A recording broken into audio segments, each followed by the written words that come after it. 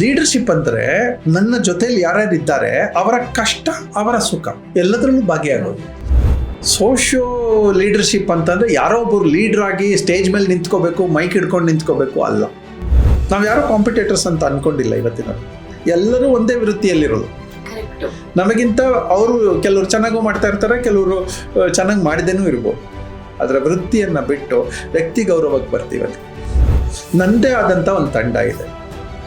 ಅವ್ರು ನಗ್ತಾ ಇರಬೇಕಾದ್ರೆ ಮಾತ್ರ ನನ್ನವರು, ಅವ್ರಿಗೆ ಕ್ರೈಸಿಸ್ ಬಂದುಬಿಟ್ರೆ, ಅವ್ರಿಗೆ ಏನಾದರೂ ಪ್ರಾಬ್ಲಮ್ ಆದರೆ ಅವ್ರು ನನ್ನವ್ರು ಅಲ್ಲ ಅಂತ ಅಂದ್ಬಿಟ್ರೆ ನೀವೆಲ್ಲ ನನ್ನನ್ನು ಅಪ್ಪ ಅಂತೀರ. ನನ್ನ ಸರ್ಕಲಲ್ಲಿ ಯಾರೂ ಕೂಡ ಒಬ್ಬರೇ ಒಂದು ದಿನ ಒಂದು ದುಡ್ಡಿಗಾಗಿ ಲೆಕ್ಕ ಹಾಕಿದವ್ರಲ್ಲ. ಇದಕ್ಕೆ ಇಷ್ಟು ಖರ್ಚಾಗುತ್ತೆ, ನಾನು ಯಾಕೆ ಜಾಸ್ತಿ ಖರ್ಚು ಮಾಡಿಬಿಟ್ಟೆ ಅಂತ ಹೇಳಿದವ್ರಲ್ಲ. ಹಾಗಾಗಿ ಇಡೀ ಪ್ರಪಂಚ ನಂದು ಅಂತ ಯಾವಾಗಲೂ ಅನಿಸಿದೆ. ಅವರ ಕಷ್ಟವೂ ನಂದೆ, ಸುಖವೂ ನಂದೆ.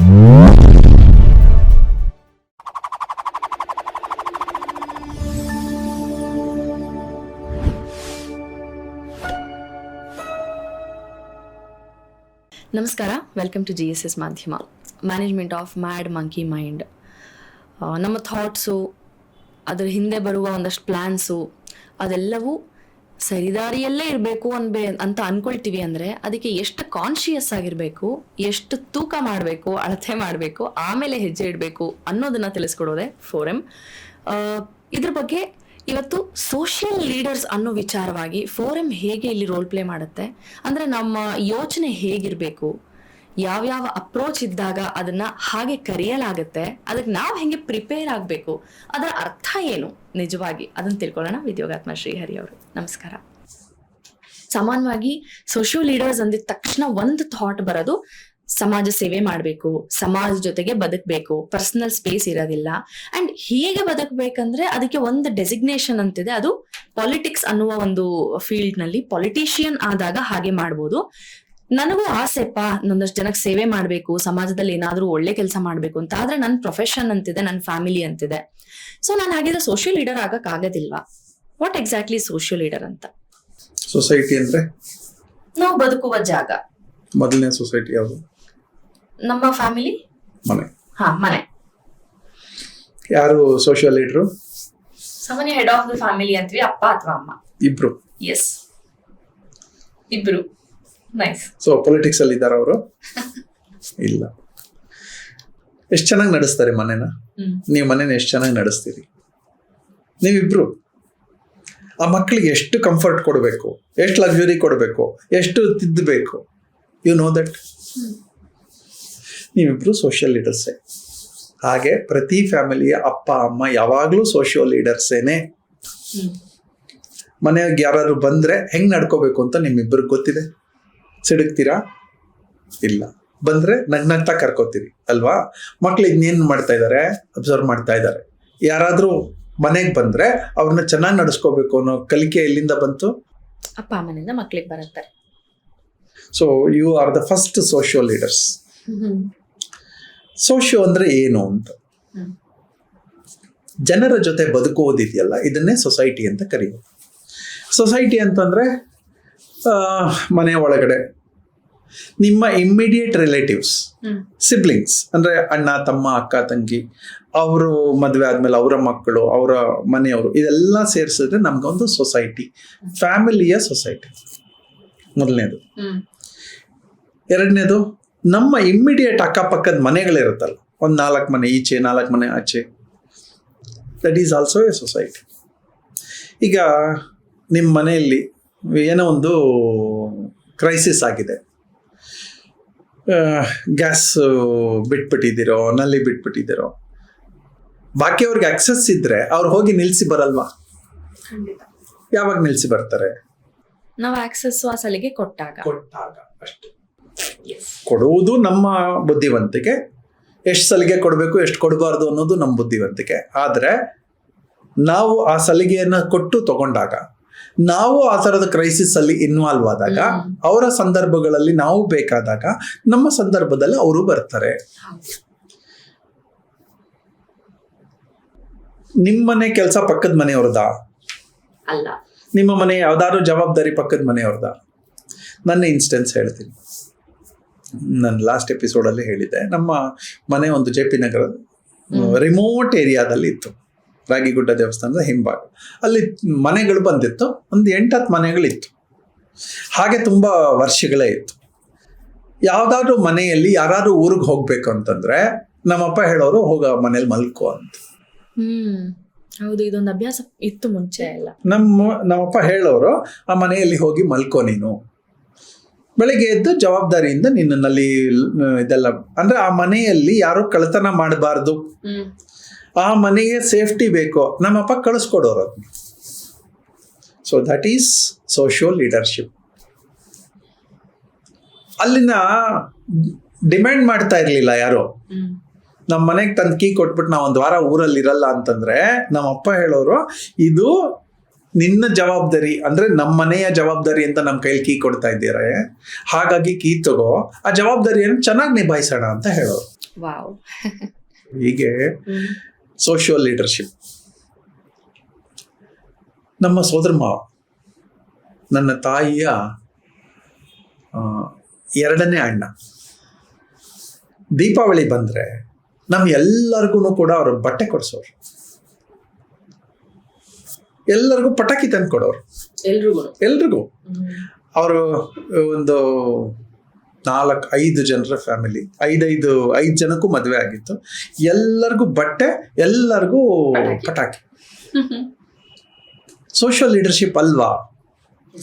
ಅವ್ರಿಗೆ ಯಾವತ್ತೂ ನನ್ನ ಅಕ್ಕನ ಮಗ, ನನ್ನ ತಂಗಿ ಮಗ ಇವೆಲ್ಲ ಅನ್ಸೇ ಇರಲಿಲ್ಲ. ಅವ್ರು ಎಲ್ಲರನ್ನೂ ಚೆನ್ನಾಗಿ ನೋಡ್ಕೊಳ್ಳೋರು. ನಮ್ಗೆ ಇವತ್ತಿಗೂ ಆ ಮಾವ ಅಂತಂದ್ರೆ ನಮ್ಗೆ ಯಾವಾಗ್ಲೂ ಎಕ್ಸ್ಟ್ರಾ ಅಷ್ಟೇ. ನಮ್ಮ ಮನೆಯಲ್ಲಿ ಯಾರಾದ್ರೂ, ಇಡೀ ಮನೆಯಲ್ಲಿ ಯಾರಾದ್ರೂ ಒಂದು ಸಣ್ಣ ಅಚೀವ್ಮೆಂಟ್ ಅಂದ್ರೆ ಪಾಸ್ ಆದ್ರೆ ನಮ್ಮ ಮಾವ ಹೊಗಳೋರು ಎಲ್ಲರನ್ನೂ. ನನ್ನ ತಂಗಿ ಮಗ ಹಿಂಗೆ ಪಾಸ್ ಆಗ್ಬಿಟ್ಟ, ಪಾಸ್ ಆಗಿದ್ದೇ ದೊಡ್ಡ ಗ್ರೇಟ್ ಅಂತ ಅವರು ಹೊಗಳೋರು. ಯಾರಾದ್ರೂ ನಮ್ಮ ಮನೆಗಳಲ್ಲಿ ಯಾರಾದ್ರೂ ಕೆಲ್ಸಕ್ಕೆ ಸೇರ್ಕೊಂಡ್ರೆ ನನ್ನ ಅಕ್ಕನ ಮಗ ಕೆಲ್ಸಕ್ಕೆ ಸೇರ್ಕೊಂಡ್ಬಿಟ್ಟ, ಖುಷಿ ಪಡೋರು. That is social leadership. ಸಣ್ಣದನ್ನು ಸೆಲೆಬ್ರೇಟ್ ಮಾಡೋದು, ಮಾಡಿಸೋದು. ಲೀಡರ್ಶಿಪ್ ಅಂದ್ರೆ ನನ್ನ ಜೊತೆಲಿ ಯಾರ್ಯಾರಿದ್ದಾರೆ ಅವರ ಕಷ್ಟ, ಅವರ ಸುಖ ಎಲ್ಲದರಲ್ಲೂ ಭಾಗಿಯಾಗೋದು. ನಾನು ಮೊದಲಿಂದಲೂ ಹೇಳ್ಕೊಂಡು ಬಂದಿದ್ದೀನಿ, ಕಾನ್ಷಿಯಸ್ ಲಿವಿಂಗ್ ಅಥವಾ ಸೋಶಿಯಲ್ ಲಿವಿಂಗ್, ಅದಕ್ಕೆ ಇದೇ ಉದಾಹರಣೆಗಳು. ಸೋಶಿಯೋ ಲೀಡರ್ಶಿಪ್ ಅಂತಂದ್ರೆ ಯಾರೋ ಒಬ್ಬರು ಲೀಡರ್ ಆಗಿ ಸ್ಟೇಜ್ ಮೇಲೆ ನಿಂತ್ಕೋಬೇಕು, ಮೈಕ್ ಹಿಡ್ಕೊಂಡು ನಿಂತ್ಕೋಬೇಕು ಅಲ್ಲ.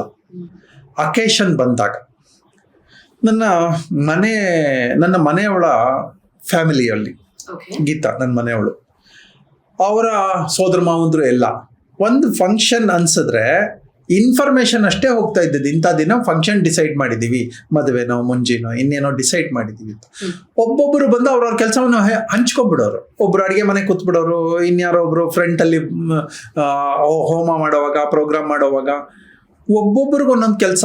ಯಾರು ಹೇಳಿಸ್ಕೋತಾ ಇರಲಿಲ್ಲ. ಯಾರೋ ಒಬ್ರು ಪದಾರ್ಥ ತರೋರು, ಯಾರೋ ಒಬ್ರು ತೆಂಗಿನಕಾಯಿಯನ್ನ ಇದಕ್ಕೆ ಹಾಕ್ತಾ ಇದ್ರು, ತಾಂಬೂಲಕ್ಕೆ ಹಾಕ್ತಾ ಇದ್ರು. ಅಂದ್ರೆ ಅವರು ಲೀಡರ್ಶಿಪ್ನ ಎತ್ಕೊಂಡ್ಬಿಡೋರು. ಅವರವರ ಕೆಲಸ. ಕರೆದ್ರ ಯಾರಾದ್ರು ಇಲ್ಲ, ಇನ್ಫಾರ್ಮೇಶನ್ ಕೊಟ್ರು. ಆ ಫಾರ್ಮಾಲಿಟೀಸ್ ಎಲ್ಲ ಎಕ್ಸ್ಪೆಕ್ಟ್ ಮಾಡ್ಲಿಲ್ಲ, ನಂದು ಅನ್ಕೊಂಡ್ ಬಂದ್ರು. ಫಂಕ್ಷನ್ ಒಳ್ಳೇದು ಅಥವಾ ನೋವಿನ ವಾತಾವರಣ, ಯಾರ್ದೋ ಮನೆಯಲ್ಲಿ ಒಂದು ಮೆಡಿಕಲ್ ಪ್ರಾಬ್ಲಮ್ ಆಗಿದೆ, ಹಾಸ್ಪಿಟಲೈಸೇಷನ್ ಆಗಿದೆ, ತಕ್ಷಣ ಬರೋದು, ಅವ್ರವ್ರ ಪಾತ್ರವನ್ನು ನಿಭಾಯಿಸೋದು. ಇವತ್ತು ನಾನು ಇರ್ತೀನಿ ಹೋಗು ಅನ್ನೋದು. ಕೆಲವರಿಗೆ ಹಣ ಕೊಡೋಕ್ಕಾಗತ್ತೆ, ಹಣ ಕೊಡೋರು. ಇವತ್ತಿಗೂ ಇದೆಲ್ಲ ಪ್ರಸ್ತುತ ಅಂತ ಹೇಳ್ತಾ ಇದ್ದೀವಿ. ಇದೆಲ್ಲ ಮಾಡದೇ ಇರೋದ್ರಿಂದ ನಾವು ಯಾವುದೋ ಒಂದು ಕೋರ್ಸ್ಗೆ ಹೋಗ್ಬಿಟ್ಟು ಲೀಡರ್ಶಿಪ್ ಕೋರ್ಸ್ಗೆ ಹೋಗ್ತಾ ಇದೀವಿ ಅಷ್ಟೇ. IIM ಅಲ್ಲೋ ಮ್ಯಾನೇಜ್ಮೆಂಟ್ ಕಾಲೇಜಸ್ ಅಲ್ಲಿ ನಾವು ಹೋಗಿ ಕೋರ್ಸ್ ಮಾಡ್ತಾ ಇದ್ದೀವಿ. ನಂಗೆ ಯಾವ ಮ್ಯಾನೇಜ್ಮೆಂಟ್ ಕಾಲೇಜಿಗೆ ಹೋಗಿದ್ದೀನಿ ಏನಿಲ್ಲ.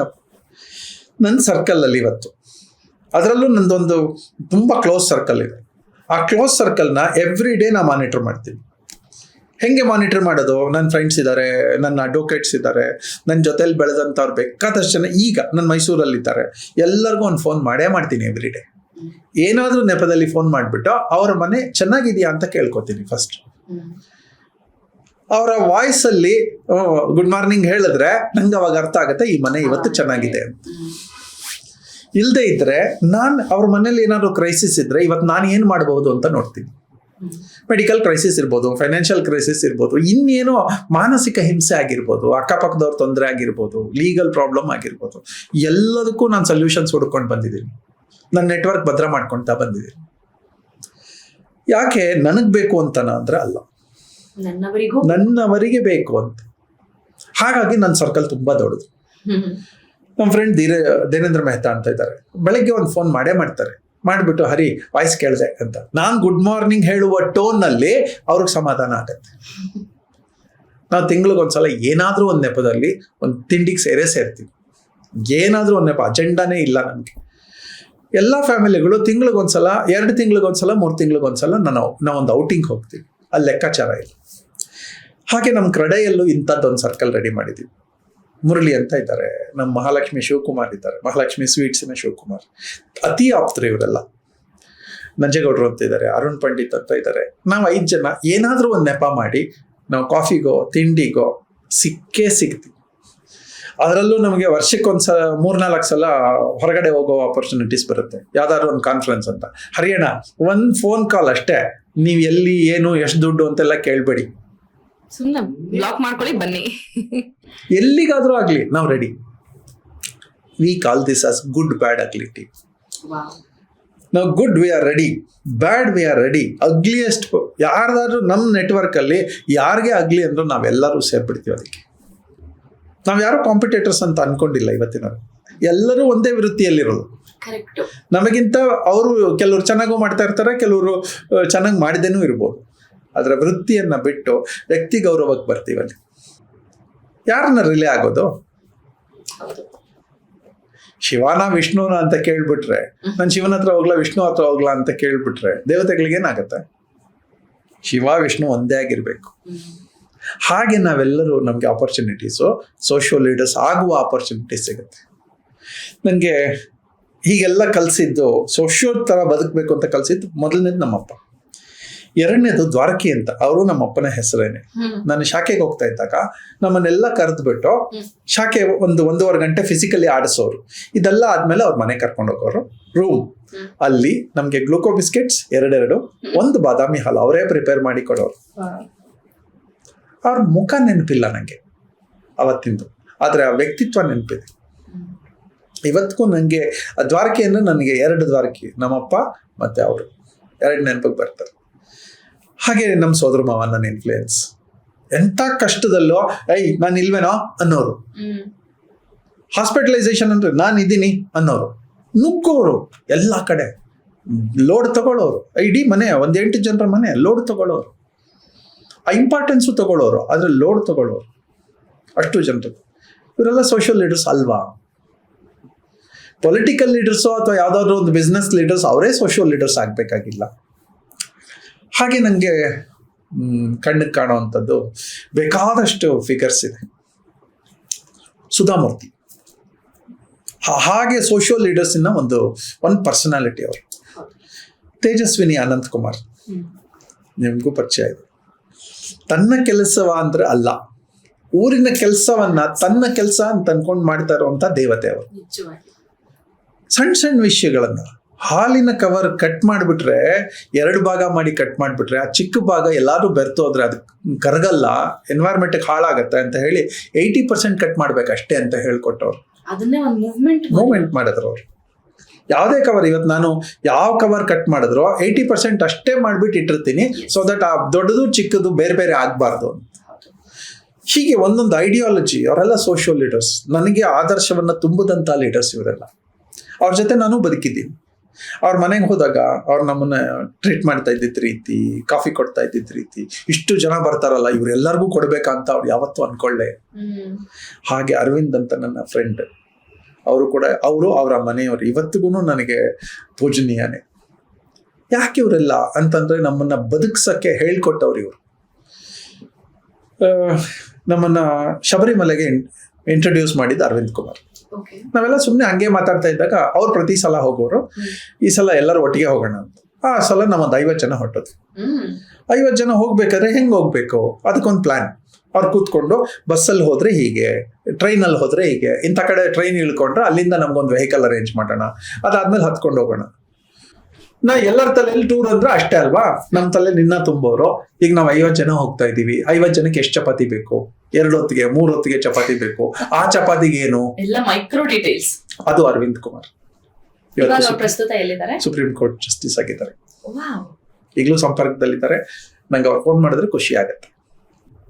ಅವರು ಚಟ್ನಿ ಪುಡಿ, ತುಪ್ಪ, ಎಣ್ಣೆ, ಜಾಮು ಎಲ್ಲ ಒಂದು ಚೌಕಟ್ಟು ಎಲ್ಲ ಬರೆದಿಟ್ಕೋಬೇಕು. ಬುಕ್ ಆಗಿದ್ರೆ ಯಾರ್ಯಾರು ಯಾವ್ಯಾವ ಬೋಗಿನಲ್ಲಿ ಬುಕ್ ಆಗಿದ್ದಾರೆ, ಒಟ್ಟಿಗೆ ಸಿಕ್ಕಿದೆಯಾ, ಇದೆಲ್ಲ ಮಾಡಿಸೋರು ನಮ್ಮ ಕೈಲಿ. ಅವರು ಮಾಡೋರು, ನಮ್ಮ ಕೈಲಿ ಮಾಡಿಸೋರು. ರಾಗಿಗುಡ್ಡ ಅಂತ ಒಂದು ದೇವಸ್ಥಾನ, ಅವರ ಅಡ್ವೊಕೇಟ್, ತನಗೆ ತಾನು ಅಡ್ವೊಕೇಟ್ ಅಂತ ಯಾವ ಅಹಮ್ಮು ಇಲ್ಲದೆ ಅವರು ಚಪ್ಪಲಿ ಕಾಯಕ್ಕೆ ಕೂತ್ಕೊಳ್ಳೋರು.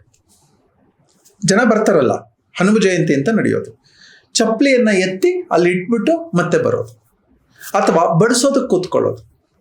ಆ ಸೇವೆನಲ್ಲಿ ಈ ಸೇವೆ ಚಿಕ್ಕದು, ಈ ಸೇವೆ ದೊಡ್ಡದು ಅಂತ ಅವ್ರಿಗೆ ಅನ್ನಿಸ್ಲೇ ಇಲ್ಲ. ಹಾಗೆ ಬೆಳೆದಂಥದ್ದು ಅರವಿಂದ್ ಕುಮಾರ್. ಹಾಗೆ ಅವ್ರ ಜೊತೆ ನಾವು ಬೆಳೆದ್ವಲ್ಲ, ನಾವು ಹಾಗೆ ಅನ್ಕೊಳ್ಳಿಕ್ಕೆ ಶುರು ಮಾಡಿದ್ವಿ, ನಾವು ಹೀಗೆ ಇರಬೇಕು ಅಂತ. ತಾನು ತನ್ನ ಜೊತೆ ಇಲ್ಲಿರುವಂಥ ತಂಡ ಅಂತ ನಂಗೆ ಹೇಳ್ಕೊಟ್ಟಿದ್ದು ವಿಜಯ್ ಕುಮಾರ್, ನಮ್ಮ MLA ಆಗಿದ್ರು. ಬದುಕೇನೆ ಅವ್ರ ಮದುವೆ ಆಗ್ಬಿಟ್ರೆ ನಾನು ಡೈವರ್ಟ್ ಆಗ್ಬಿಡ್ತೀನಿ ಅಂತ ಹೇಳಿ ಮದುವೆನೇ ಆಗಲಿಲ್ಲ. ಅವ್ರು ಸಮಾಜಕ್ಕೆ ಇಟ್ಬಿಟ್ರು ಅವ್ರ ಲೈಫನ್ನು.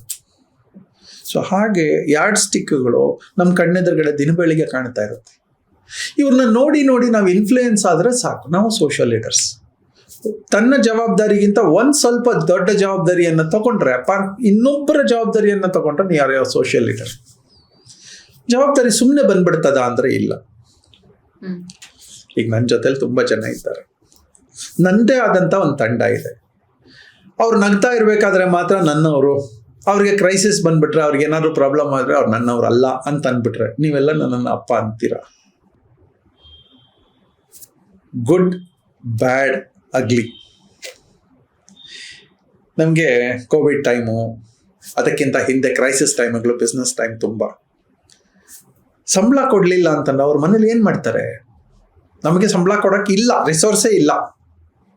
ಪ್ರಾಪರ್ಟಿಗಳನ್ನು ಮಾರಿ ಮಾರಿ ಸಂಬಳ ಕೊಟ್ಟಿದ್ದೀವಿ. ಯಾವುದೋ ಒಂದು ಇನ್ವೆಸ್ಟ್ಮೆಂಟ್ ಇರ್ತಾ ಇತ್ತು, ನಮಗೆ ಅದೊಂದು ಆಪದ್ದನ ಆಗಿ ಇನ್ವೆಸ್ಟ್ ಮಾಡಿ ಇಟ್ಟಿರ್ತಾ ಇತ್ತು. ಕ್ರೈಸಿಸ್ ಬಂದಿದೆಪ್ಪ, ತೆಗೆದು ಅದನ್ನ ಸೇಲ್ ಮಾಡಿಬಿಡ್ತಾ ಇತ್ತು. ನಮ್ಗೆ ಗೊತ್ತು ಇನ್ನು 3 ತಿಂಗಳಾದ್ಮೇಲೆ ನಮ್ಮ ಹತ್ರ ಹಣ ಇಲ್ಲ, ಸೇಲ್ ಮಾಡಿಬಿಡ್ತಾ ಇತ್ತು. ಸೇಲ್ ಮಾಡಿಬಿಟ್ಟು ಇವತ್ತಿಗೂ ಒಂದೇ ಒಂದು ದಿನ ಲೇಟಾಗಿ ಕೊಟ್ಟಿಲ್ಲ ನಾವು ಯಾವತ್ತು. ಯಾಕೆ? ಇದು ಸೋಷಿಯಲ್ ಲೀಡರ್ಶಿಪ್. ಗುಡ್, ಬ್ಯಾಡ್, ಅಗ್ಲಿ. ಒಂದಿನ ಲೇಟಾಗಿ ಕೊಟ್ರೆ ಅವ್ರ ಮನೆ ಬಾಡಿಗೆ, ಅವ್ರ ಫೀಸ್ ಕಟ್ಟೋದು, ಅವ್ರ ಮನೆಯ ಊಟ, ಏನೋ ಸಾಲ ಕಟ್ಟಬೇಕಾಗಿರುತ್ತೆ, ನಾಳೆ ಕೊಡ್ತೀನಿ ಅಂತ ಹೇಳಿರ್ತಾರೆ. ಆ ಅಶ್ಯೂರೆನ್ಸ್ ಇಲ್ದರೆ ಅವ್ರು ಬದುಕೋದು ಹೇಗೆ?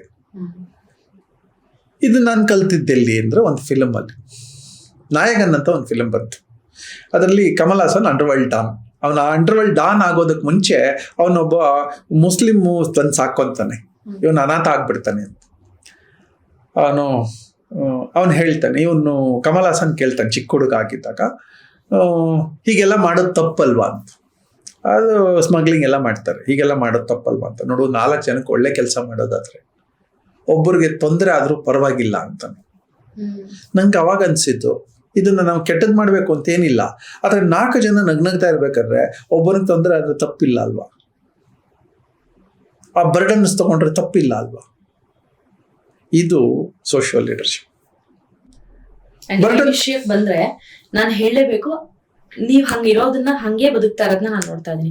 ನಿಮ್ಮ ಕಾಲು ವಾಸಿ ಆಗದೆ ಎಷ್ಟು ದಿನ ಆಯ್ತು? ಅದಕ್ಕೆ ಟ್ರೀಟ್ಮೆಂಟ್ ಹೋಗ್ಬೇಕು. ಒಂದು 15 ದಿನ ನಿಮ್ಗೆ ಅಂತ ಟೈಮ್ ಕೊಟ್ಕೊಂಡ್ರೆ ಅದು ವಾಸಿ ಆಗತ್ತೆ. ಇಲ್ಲ, ಕೊಟ್ಕೊಳ್ತಿಲ್ಲ, ನಿಮ್ಮ ನೀವು ಪ್ರಿಯಾರಿಟೈಸ್ ಮಾಡ್ಕೊಳ್ತಿಲ್ಲ, ಬಟ್ ನಿಮ್ ಸುತ್ತ ಇರೋನ್ನ ಪ್ರಿಯಾರಿಟೈಸ್ ಮಾಡ್ಕೊಳ್ತಾ ಇದ್ದಾರೆ. ಅದು 1 ಕಾಲ ವರ್ಷ ಆಗಿಲ್ಲಪ್ಪ, 1 ಕಾಲ 1.5 ವರ್ಷ ಆಯ್ತು. ಹೀಲ್ ಆಗಿಲ್ಲ, ಆದ್ರೆ ಏನೋ ಕೆಟ್ಟದ್ದು ಆಗಿಲ್ಲಲ್ಲ. ಆದ್ರೆ ಸಮಯ, ನನ್ನನ್ನೇ ಕೇಳ್ಕೊಂಡ್ ಬರುವರ ಸಮಯ ಇದೆಯಲ್ಲ, ನನಗಿಂತ ಜಾಸ್ತಿ ಇಂಪಾರ್ಟೆನ್ಸ್ ಅವರಲ್ವಾ. ಹಾಗಾಗಿ ಇದೆಲ್ಲ ಇರುತ್ತೆ. ಅವರ ಲೈಫ್ ನನಗೆ ಪ್ರಯಾರಿಟಿ, ನನ್ನ ಸುತ್ತ ಇರುವವರ ಲೈಫ್ ನನಗೆ ಪ್ರಯಾರಿಟಿ. ಈ ಸೋಷಿಯೋ ಲೀಡರ್ ಆಗುವ ಕಾನ್ಸೆಪ್ಟ್ ಅಥವಾ ಆಸ್ಪೆಕ್ಟ್ ಬಗ್ಗೆ ಈ ಹೊಸ ಜನರೇಷನ್ಗೆ what you want to say? ಚಿಕ್ಕ ವಯಸ್ಸಿನಿಂದ ಶುರು ಮಾಡ್ಕೊಳ್ಳಿ. ಹೆಂಗೆ ಸೋಷಿಯಲ್ ಲೀಡರ್ಶಿಪ್ ಶುರು ಆಗುತ್ತೆ ಅಂತಂದ್ರೆ, ಮನೆಯಲ್ಲಿ ಒಂದು ಫಂಕ್ಷನ್ ನಡೀತಾ ಇದೆ, ಅಲೂಫ್ ಆಗಿರ್ಬೇಡಿ. ಮುಂದೆ ಅಷ್ಟೇ ನೆಟ್ವರ್ಕ್ ಬೆಳೆಸೋದಕ್ಕೆ ಲಕ್ಷಾಂತರ ರೂಪಾಯಿ ಖರ್ಚು ಮಾಡಬೇಕು, ಪಾರ್ಟಿಗಳಿಗೆ ಹೋಗಬೇಕು, ಏನೂ ಇಲ್ಲದೆ ಸುಮ್ಮನೆ ಲೀಡರ್ಶಿಪ್ ಬಂದ್ಬಿಡುತ್ತೆ. ಏನು ಮಾಡ್ಬೋದು? ಅಪ್ಪ ಅಮ್ಮನ ಜೊತೆ ಚಿಕ್ಕ ವಯಸ್ಸಿನಲ್ಲಿ ಹಣಕಾಸಿರಲ್ಲ, ಅಪ್ಪ ಈ ಕೆಲಸ ನಾನು ತಗೋತೀನಿ ಅಂತ ಹೇಳ್ಬೋದಲ್ವಾ. ಅಮ್ಮ ಅಪ್ಪ ಲಗೇಜ್ ತೊಗೊಂಡ್ಬರ್ತಾ ಇರ್ತಾರೆ, ಎಲ್ಲಿಂದನೋ ಬರ್ತಾರೆ, ಆ ಲಗೇಜನ್ನು ಎತ್ತಿಟ್ರೆ ಇದೆಯಲ್ಲ, ಅದು ಸೋಷಿಯಲ್ ಲೀಡರ್ಶಿಪ್. ತೋಚ್ಕೊಳ್ಳೋದು, ನಮ್ಮ ಅಪ್ಪನ ಭಾರ ತುಂಬ ಆಗಿದೆ, ಎತ್ತಿಡೋದಷ್ಟೇ. ಗೇಟ್ ತನಕ ಅವರೇ ಬಂದಿರ್ತಾರೆ, ಗೇಟಿಂದ ಒಳಗೆ ಕರ್ಕೊಂಬಂದು ಬರೀ ಆ ಬ್ಯಾಗನ್ನು ಎತ್ತಿಡೋದಿದೆಯಲ್ಲ, ಅದು ಲೀಡರ್ಶಿಪ್. ತೋಚುತ್ತೆ, ಅಮ್ಮ ಏನೋ ಕೆಲಸ ಮಾಡ್ತಾ ಇದ್ದಾರೆ, ಇವತ್ತು ಜ್ವರ ಬಂದಿದೆ, ಸುಸ್ತಾಗಿದೆ, ಈ ತೋಚ್ಕೊಂಡು ಇನ್ನೊಬ್ರು ಕೆಲಸ ಮಾಡೋದಿದೆಯಲ್ಲ ಮಕ್ಕಳು, ಅದು ಲೀಡರ್ಶಿಪ್. ಒಂದು ಫಂಕ್ಷನ್ ಮನೆಯಲ್ಲಿ, ಆ ಫಂಕ್ಷನ್ನಲ್ಲಿ ನಾನು ಏನು ತರಲಿ, ಏನು ಕೆಲಸ ಮಾಡಲಿ ಅಂತ ಕೇಳೋದಿದೆಯಲ್ಲ, ಲೀಡರ್ಶಿಪ್. ಮನೆಗೆ ಯಾರೋ ಬಂದಿದ್ದಾರೆ, ನೀರು ಕೊಡೋದಿದೆಯಲ್ಲ, ಅದು ಲೀಡರ್ಶಿಪ್. ಮನೆಗೆ ಯಾರೋ ಬಂದಿದ್ದಾರೆ, ತಿಂಡಿ ಕೊಟ್ಟಿದ್ದಾರೆ, ಅಮ್ಮ ಪಾಪ ತಿಂಡಿ ಮಾಡಿ ಕೊಟ್ಟಿದ್ದಾರೆ, ಆ ತಟ್ಟೆ ತೊಳೆಯೋದಿದೆಯಲ್ಲ, ಗೆಸ್ಟ್ಗಳ ತಟ್ಟೆ, ಅದು ಲೀಡರ್ಶಿಪ್. ನಾನು ಎಲ್ಲ ಮಾಡ್ತೀನಿ, ಇವತ್ತಿಗೂ ಮಾಡ್ತೀನಿ. ಯಾರು ಬಂದರು, ನನ್ನ ಮನೆಯವಳ ಫ್ರೆಂಡ್ಸು, ನನ್ನ ಫ್ರೆಂಡ್ಸು ಯಾರಾದರೂ ಬಂದ್ರೂ ಕೂಡ ನಮ್ಮ ಮನೆಯವಳು ಪಾಪ ಪ್ರಿಪೇರ್ ಮಾಡಿ ಕೊಡ್ತಾಳೆ. ಅವಳು ಮಾಡಿ ಕೊಟ್ಟ ಮೇಲೆ ಎಲ್ಲವೂ ತೊಳೆಯೋಕ್ಕಾಗಲ್ಲ, ಅವ್ರೆಲ್ಲರನ್ನೂ ನೀವು ತೊಳ್ಕೊಂಬನ್ನಿ ಅಂತ ಹೇಳೋಕ್ಕಾಗಲ್ಲ. ಹಾಗಾಗಿ ಅದನ್ನ ತಟ್ಟೆನ ನಾನೇ ರಾತ್ರಿ ಎದ್ದು ತೊಳಿತೀನಿ. ಅದು ಸೋಷಿಯಲ್ ಲೀಡರ್ಶಿಪ್. ಇವತ್ತು ಆ ಲೀಡರ್ಶಿಪ್ ಅಥವಾ ಲೀಡರ್ ಅನ್ನೋದನ್ನ ತಪ್ಪಾಗಿ ಅರ್ಥೈಸ್ಕೊಂಡು ದೊಡ್ಡ ಬಂಗ್ಲೆಲಿದ್ರೆ ಲಕ್ಷಾಂತರ ರೂಪಾಯಿ ಎಲ್ರಿಗೂ ಸುಮ್ಮನೆ ಹಾಗೆ ಕೊಟ್ರೆ ಅವ್ರ ಲೀಡರ್ ಅಂತ ತಪ್ಪು ತಿಳ್ಕೊಂಡ್ಬಿಡ್ತೀವಿ. ಅದು ಒಂಥರ ಎಸ್. ಆದರೆ ಅದು ಶುರು ಆಗೋದಿಲ್ಲ ಸ್ಪಾರ್ಕು ಚಿಕ್ಕ ವಯಸ್ಸಿನಲ್ಲಿ. ಅಪ್ಪ ಅಮ್ಮನ ಜೊತೆ ಬದುಕಿದಾಗಲೇ ಲೀಡರ್ಶಿಪ್ ಬಂದ್ಬಿಡುತ್ತೆ. ಟೀಚರ್ಸ್ ಜೊತೆ ಬದುಕಿದಾಗ, ಕಾಲೇಜಿನ ಜೊತೆ ಬದುಕಿದಾಗ, ಸ್ಕೂಲಿನ ಜೊತೆ ಬದುಕಿದಾಗ, ಆ ಜಾಗದಲ್ಲಿ ಯಾರು ಲೀಡರ್ಸ್ ಆಗ್ತಾರೆ. ಒಂದು ಉದಾಹರಣೆ ನನ್ನ ಟೈಮಲ್ಲಿ ನಡೀತಾ ಇದ್ದದ್ದು, ಯಾರೋ ಬೋರ್ಡ್ ಮೇಲೆ ಏನೇನೋ ಬರ್ದಿರೋರು ಹಿಂದಿನ ಕ್ಲಾಸ್. ಎಷ್ಟೋ ಸಲ ಅವ್ರು ಅಳಿಸ್ತಾ ಇರಲಿಲ್ಲ. ನಾರ್ಮಲ್ ಡ್ಯೂಟಿ ಏನಂತಂದ್ರೆ ಅವ್ರು ಅಳಿಸಿ ಹೋಗಬೇಕು, ನೆಕ್ಸ್ಟ್ ಕ್ಲಾಸಿಗೆ ಅವ್ರು ಜಾಗ ಮಾಡಿ ಕೊಡಬೇಕು. ನೆಕ್ಸ್ಟ್ ಕ್ಲಾಸ್ ಇನ್ನು 5 ನಿಮಿಷಕ್ಕೆ ಬಂದ್ಬಿಡ್ತಾರೆ. ನಾನು ಹೋಗಿ ವಾಶ್ ಮಾಡ್ತಾ ಇದ್ದೆ, ಅದರಲ್ಲಿ ಒರೆಸ್ತಾ ಇದ್ದೆ, ಸಣ್ಣ ಕೆಲಸ. ಆದರೆ ನೆಕ್ಸ್ಟ್ ಕ್ಲಾಸಿಗೆ ತಯಾರಿ ಮಾಡ್ತಾ ಇದ್ದೆ. ಹಿಂದಿನವ್ರನ್ನ ಗೊಣಗ್ತಾ ಇರಲಿಲ್ಲ ನಾವು, ಆದರೆ ನೆಕ್ಸ್ಟ್ ಕ್ಲಾಸಿಗೆ ತಯಾರಿ ಮಾಡಬೇಕು. ಹೊಸಬ್ರು ಬರ್ತಾರೆ, ಅವ್ರು ಬಂದು ಹಳೆಯದನ್ನು ನೋಡಿಬಿಟ್ಟು ಅದು ಬೇಜಾರು ಮಾಡ್ಕೋಬಾರ್ದಲ್ಲ. ಆ ಹಿಂದಿನ ಕ್ಲಾಸು ನಮ್ದೇನೆ, ಈ ಕ್ಲಾಸು ನಮ್ದೇನೆ. ಅವ್ರು ಗೆಸ್ಟ್ ಆಗಿ ಬರ್ತಾ ಇದ್ದಾರೆ, ಅವ್ರನ್ನ ಹೆಂಗೆ ನಡ್ಸ್ಕೋಬೇಕು ನಾವು. ನಾನು ಕ್ಲಾಸ್ ಕ್ಲೀನ್ ಮಾಡ್ತಾ ಇದ್ದೆ. ಎಷ್ಟು ಸೂಕ್ಷ್ಮಗಳು ಅಬ್ಸರ್ವ್ ಮಾಡ್ಬೇಕಾಗತ್ತಲ್ವಾ, ಅಬ್ಸರ್ವೇಷನ್ ಪವರ್ ಎಷ್ಟಿರ್ಬೇಕು. ಕಾಮನ್ ಸೆನ್ಸ್ ಬಂದ್ಬಿಡುತ್ತೆ, ಅಬ್ಸರ್ವೇಷನ್ ಬಂದ್ಬಿಡುತ್ತೆ, ಓನರ್ಶಿಪ್ ಬರ್ಬೇಕು. ಈ ಸಮಾಜ ನಂದು ಅಂತ ಅನ್ನಿಸ್ಬೇಕು. ಈ ಊರಿನ ಎಲ್ಲ ಕೆಲಸಗಳನ್ನ ನಾನು ನಂದು ಅಂತ ಎತ್ಕೊಳ್ತೀನಿ. ನನ್ನ ಜೊತೆ ಎಷ್ಟು ಜನ ಕೆಲಸ ಮಾಡ್ತಾರೆ ಗೊತ್ತಾ? 1,000 ಜನ ಕೆಲಸ ಮಾಡ್ತಾರೆ. 1,000 ಜನ ಯಂಗ್ಸ್ಟರ್ಸ್. ಕ್ರೈಸಿಸ್ ಅಂತ ಬಂದ್ರೆ ಎಲ್ಲರಿಗೂ ಒಂದು ಕಾಲ್ ನನ್ನಿಂದ ಕಾಯ್ತಾ ಇರ್ತಾರೆ.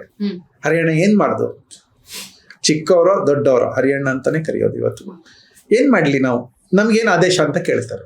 ಅವ್ರಿಗೇನಾದ್ರು ಕೊಟ್ರೆ, ಕೆಲಸ ಕೊಟ್ರೆ ತಕ್ಷಣ ತಗೋತಾರೆ. ಯಂಗ್ಸ್ಟರ್ಸು ತುಂಬಾ ಬುದ್ಧಿವಂತರು. ಅವ್ರನ್ನ ನಾವು ಪೋಷಣೆ ಮಾಡಬೇಕು, ಕೆಲಸ ಕೊಡ್ಬೇಕು. ಪ್ರತಿ ಮನೆಯಲ್ಲಿ ತಂದೆ ತಾಯಿಯ ಕೆಲಸ ಏನಂದ್ರೆ, ಟಫ್ ಆಗೂ ಇರಿ, ಪ್ರೀತಿಸು. ಅವ್ರಿಗೆ ಕಷ್ಟವನ್ನು ತೋರಿಸಿ, ಸುಖವನ್ನು ತೋರಿಸಿ. ಬರೀ ನಾವು ಸುಖವಾಗೇ ಇದ್ದೀವಿ ನಾವು ಭ್ರಮೆಯಲ್ಲಿ ತೋರಿಸ್ಬೇಡಿ. ಮಕ್ಕಳು ಯಾವಾಗಲೂ ಕಷ್ಟ ಅರ್ಥ ಮಾಡ್ಕೋಬೇಕು. ಈ ತಿಂಗಳು ದುಡ್ಡಿಲ್ಲ ಕಣ ಅಂತ ಹೇಳುವಷ್ಟು ಧೈರ್ಯ ಅಪ್ಪ ಅಮ್ಮಂಗಿರ್ಬೇಕು. ಈ ತಿಂಗಳು ಯಾಕೋ ಪ್ರಾಬ್ಲಮ್ ಆಗೋಗಿದೆ ಹೇಳುವಷ್ಟು ಧೈರ್ಯ ಇರಬೇಕು. ಅವಾಗ ಒಳಗಿನ ಲೀಡರ್ಸ್, ಚಿಕ್ಕ ವಯಸ್ಸಿನ ಲೀಡರ್ಸ್ ರೆಡಿ ಆಗ್ತಾರೆ. ಫಿಲ್ಮ್ಸಲ್ಲೇ ಇವೆಲ್ಲ ನೋಡಬೇಕಾಗಿಲ್ಲ, ಪ್ರತಿ ಮನೆಯಲ್ಲಿ ಇದು ಉದಾಹರಣೆ ಇದೆ. ಅಪ್ಪ ಅಮ್ಮನಿಂದ ಹಿಡಿದು, ಟೀಚರ್ಸಿಂದ ಹಿಡಿದು, ನಮ್ಮ ಎಂಪ್ಲಾಯರ್ ಇದ್ದಾರಲ್ಲ, actually they are good social leaders. Employers ಅವ್ರನ್ನ ತುಂಬ ಚೆನ್ನಾಗಿ ನಡೆಸ್ಕೊಳ್ಳಿ ಅಂತ ಹೇಳ್ತಾ ಇದ್ದೀನಿ. ಎಲ್ಲ ಕಡೆ ಏನಿದೆ ಅಂತಂದ್ರೆ, ಏನೋ ಒಂದು ಆದರ್ಶದಲ್ಲಿ ಅಥವಾ ಯಾವುದೋ ಒಂದು ಇಸಮ್ಗಳಲ್ಲಿ ಏನಾಗೋಗಿದೆ, ಎಂಪ್ಲಾಯರ್ ಅಂದ್ರೆ ಅವರೇ ಬೇರೆ ನಾವೇ ಬೇರೆ ಅನ್ನಿಸ್ಬಿಟ್ಟಿದೆ.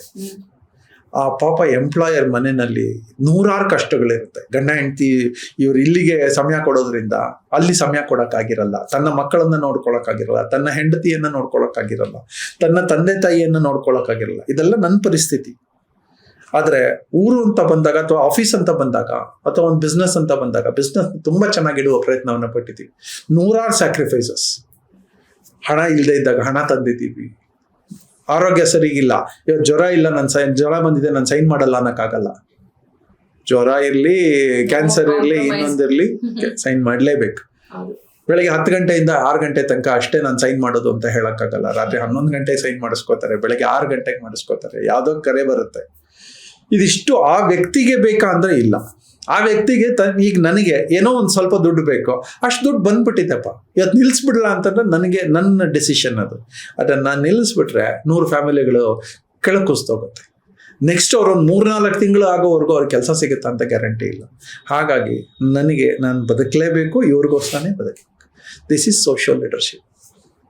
ಬ್ಯೂಟಿಫುಲ್. ಯಾರಿಗೋ ಒಬ್ರಿಗೆ ಹುಷಾರಿರಲ್ಲ, ನಮ್ಮಲ್ಲಿ ಒಂದು ಸಿಸ್ಟಮ್ ಇದೆ, ಆ ಹುಷಾರಿಲ್ಲದೆ ಇರೋರು ಮನೆಗೆ ಹೋಗಿ ಏನಾಗಿದೆ ವಿಷಯ ತಿಳ್ಕೊಂಡು ಹಾಸ್ಪಿಟಲೈಸೇಷನ್ ಆಗಬೇಕಾಗಿದ್ರೆ ನನ್ನ ನೆಟ್ವರ್ಕಿನ ಎಲ್ಲರಿಗೂ ನಾನು ಫೋನ್ ಮಾಡಿ ಹೇಳಿರ್ತೀನಿ, ಯಾವ್ದಾದ್ರು ನಮ್ಮ ಆಫೀಸಿಂದ ಬಂತಂದ್ರೆ ನೀವು ಒಂದು ಸ್ವಲ್ಪ ಪ್ರಯಾರಿಟಿನಲ್ಲಿ ಅವ್ರನ್ನ ಟ್ರೀಟ್ ಮಾಡಿ ಕಳಿಸಿ ಹೇಳಿರ್ತೀನಿ.